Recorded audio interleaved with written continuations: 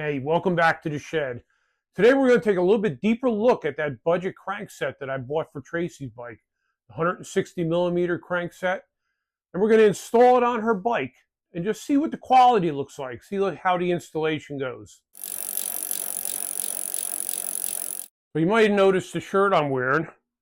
Hannah, my daughter, had a bunch of these made up, and she has a link somewhere that you could order them if you want. There's a couple different designs. I think she's working on some stickers or stuff. I don't know. She takes care of all that along with the editing. So I'm sure she's going to edit a link somewhere in the bottom of this. So look for it. So you may remember a short I did a while back about a budget crank set, 160 millimeter, that I bought for Tracy's bike. And it's this crank set right here. It's a Goldix. And this came from AliExpress. This was $37. And then I got an oval chain ring with an adapter for another $16. So we're talking $55, something like that, all in. We're going to look at the quality of this part today. We're going to do the installation. And there's a few things we need to talk about before we start installing anything. You know, when something comes packaged like this is really nice, the way it's all form-fitting and all there.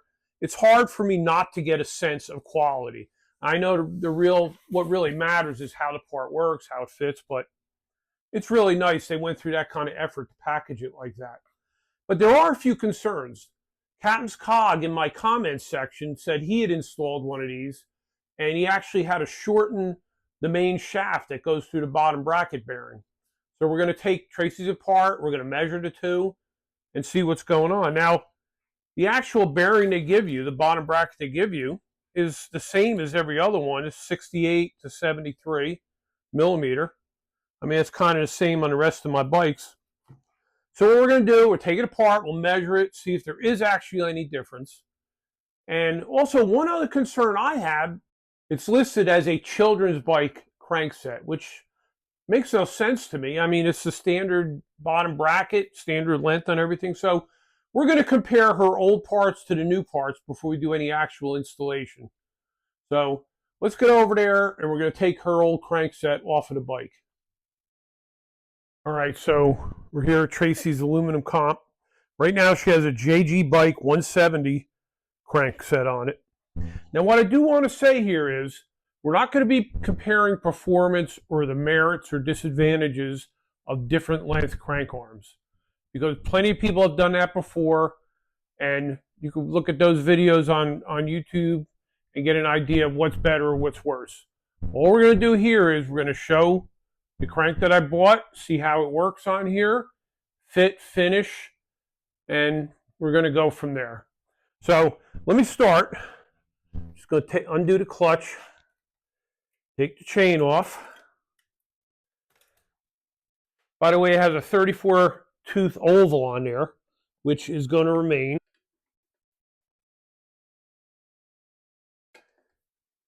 You notice it's a different crank button. The factory JG ones are plastic and they break. You get them for $2 on AliExpress. Been a good crank set otherwise, though. I mean, it works well. We're not taking it off for any problem. She's had it for about 2 years, I guess.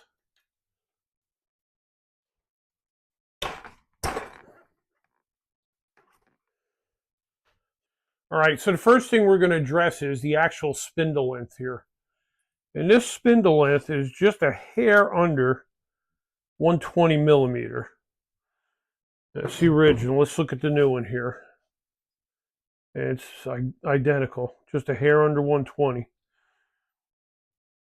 And then the other thing, what I was concerned maybe it could be, was the bottom bracket bearing. But if you look at these, they're also identical. So I honestly don't know why they're calling it a children's bike. The stuff looks identical.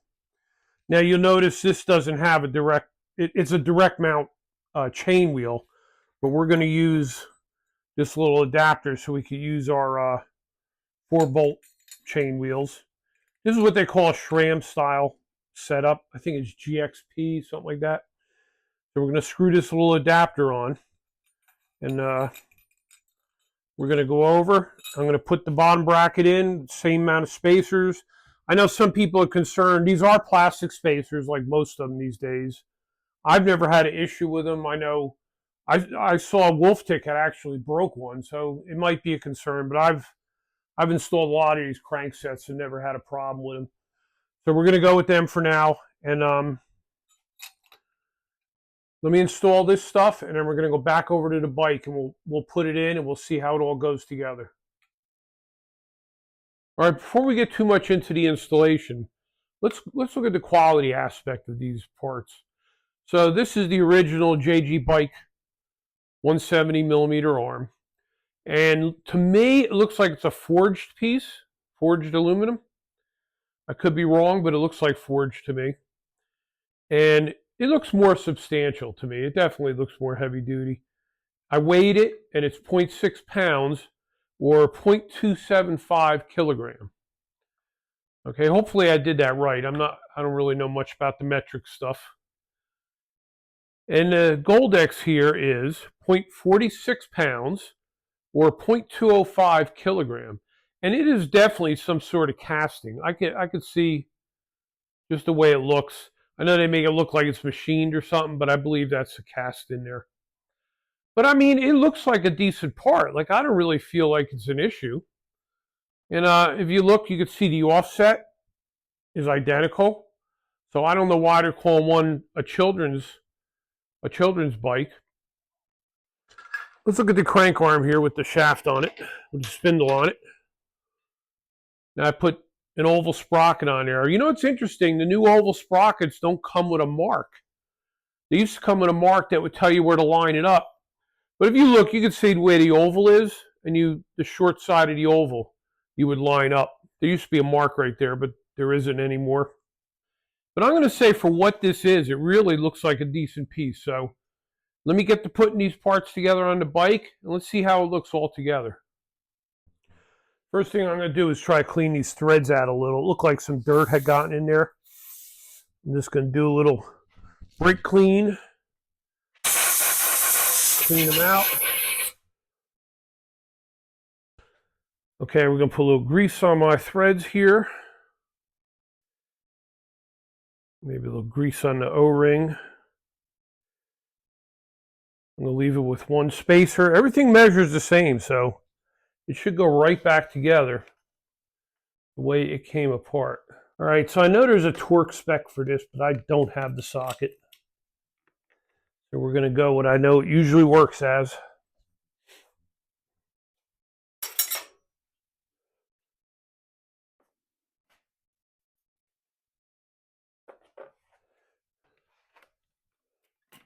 Ooh, that went through nice.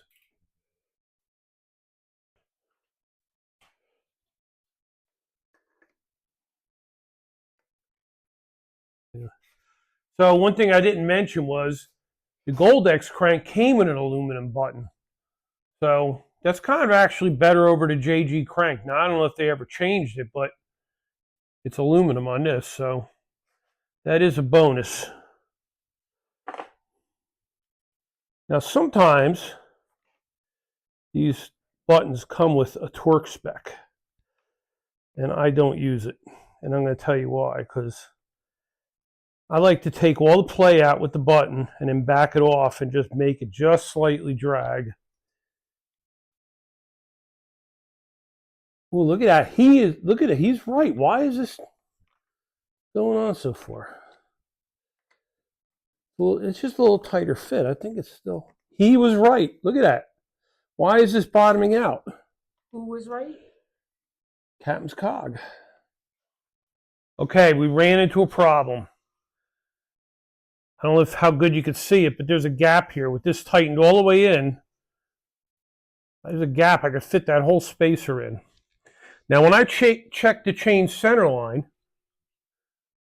it came up as only 46 millimeter, and it should be at least 49. And you can see how close the crank is to here, right, to the chainstay. This side is farther away. So what I'm going to do is I'm going to add a spacer under this bearing. The spacers are 2.5 millimeter. Now, Captain's cog had said something. He was right what he said. But I guess on his bike he couldn't add the extra spacers, or it was that way with the extra spacers. So he's right. It doesn't match the other setup. Now I'm wondering, when I take this arm off, we're going to measure the arm and see if the arm is narrower, because the spindles was the same. So let me get this apart and we'll measure the arm. All right, so I added a second spacer to the drive side of the crankset, and that brought my chain center line right to 50 millimeters, where it should be. And this should work out now. But let me show you what's going on though, because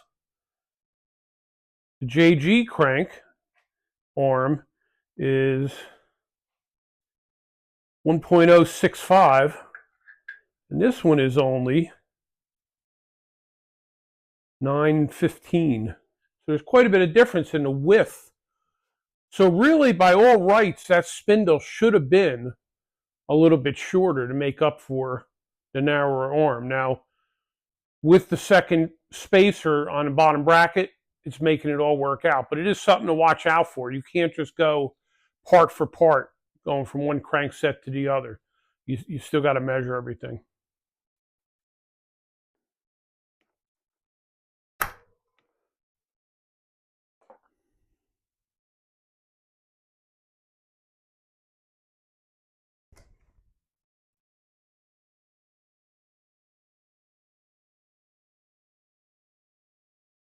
Now, like I was saying before, I like these aluminum buttons. And what I'm going to do is, okay, now we have no play. Good. I'm going to bring it up tight, and then I'm going to back it off a little bit. And I just want to make contact and just eighth of a turn more. Now these, I could not find a torque spec for. I could have went off a general torque spec. But we're just going to tighten them the way I normally do. Basically a little at a time on each one. That.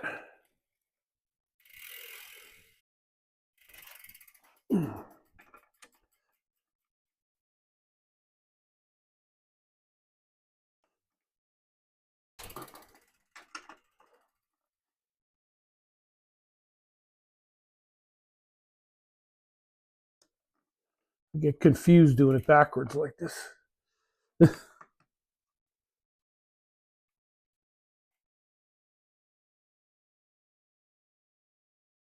There we go. Okay. All right. We're all together. The next step's going to be the next time we go for a ride. See how Tracy likes it. And we'll let you know how it went. We'll catch you next time on the shed.